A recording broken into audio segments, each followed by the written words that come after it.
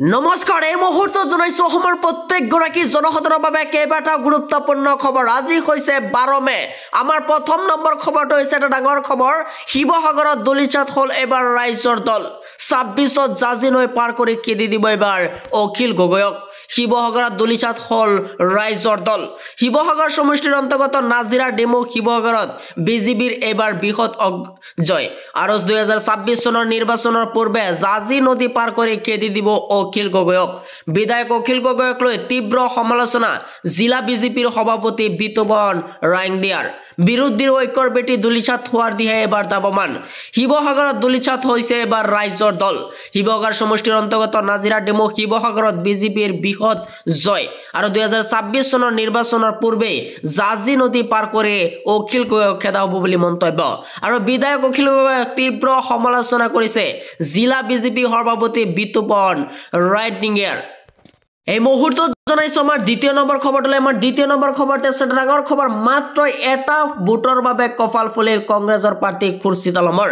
এই মুহূৰ্তত জনাইছো ৰাজ্যবাসীৰ বাবে এক ডাঙৰ খবৰ। এটা ভোটৰ বাবে কপাল ফুলালে কংগ্ৰেছৰ প্ৰাৰ্থী খুৰছিদ আলমৰ। মাত্ৰ এটা ভোটত জয় লাভ কৰিছে যুৱ প্ৰাৰ্থী খুৰছিদ আলমৰ। আৰু সোণাৰীগাঁও পঞ্চায়তৰ 7 নং ৱাৰ্ডৰ পৰা জয়লাভ আৰু ৰাইজৰ হৈ কাম কৰাৰ প্ৰবল হেঁপাহ খুৰছিদৰ। এই মুহূৰ্তত জনাইছো আমাৰ তৃতীয় নম্বৰ খবৰটোলৈ। আমাৰ তৃতীয় নম্বৰ খবৰতে আছে ডাঙৰ খবৰ। ধুবুৰীত ফ্লপ হল ৰকিবুল এয়াৰডিএফৰ উদ্যান। আৰু ধুবুৰীত ছুপাৰ ফ্লপ হৈছে এবাৰ ৰকিবুল হুছেইনৰ। ধুবুৰীৰ বেটি উচন হৈছে এবাৰ কংগ্ৰেছৰ উৎখাত কৰি এয়াৰডিএফৰ উত্থান। আৰু ধুবুৰী সমষ্টিত জিলা পৰিষদৰ দুটাতকৈ কংগ্ৰেছৰ জয় আৰু দুটাত এয়াৰডিএফৰ অজয়।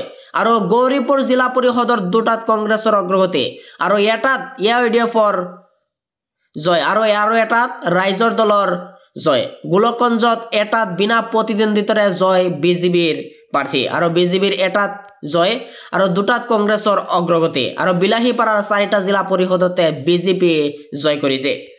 এই মুহূৰ্তত জনাইছো আমাৰ 4 নম্বৰ খবৰটোলৈ। আমাৰ 4 নম্বৰ খবৰতে আছে ডাঙৰ খবৰ। যোৰহাটত নচলিল গৌৰৱ গগৈৰ মেজিক। বিজেপিৰ প্ৰদৰ্শনত কংগ্ৰেছৰ অৱস্থা তথ্য ভইচ।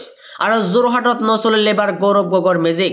বিজেপিৰ প্ৰদৰ্শনতে কংগ্ৰেছৰ অৱস্থা তথ্য ভইচ। আৰু যোৰহাটত বিজেপিৰ মিত্ৰজোঁটৰ জয় আৰু 10খনকৈ আসনত বিজেপিৰ মিত্ৰজোঁটৰ জয়। যোৰহাটৰ জনতাই লগ এৰিছে এবাৰ গৌৰৱ গগৈৰ। যোৰহাটত নচলিল এবাৰ গৌৰৱ গগৈৰ মেজিক। যোৰহাটত ফুলিল এবাৰ পদুমৰ ফুল। এই মুহূৰ্তত জনাইছো আমাৰ 6 নম্বৰ খবৰটোলৈ। আমাৰ 6 নম্বৰ খবৰতে আছে ডাঙৰ খবৰ। শীঘ্ৰে অনুষ্ঠিত কৰা হ'ব IPLৰ পৰৱৰ্তী মেচসমূহ। IPLৰ অধ্যক্ষ অৰুণ ধুমালৰ বিশেষ টুইট। ভাৰত পাকিস্তানৰ যুদ্ধৰ বাবে বন্ধ হৈছিল মেচ। আজি IPL গভৰ্ণিং বডিৰ গুৰুত্বপূৰ্ণ বৈঠক। চৰকাৰৰ আলোচনাৰ অন্তত নিৰ্ধাৰিত হ'ব পৰৱৰ্তী সময়সূচী।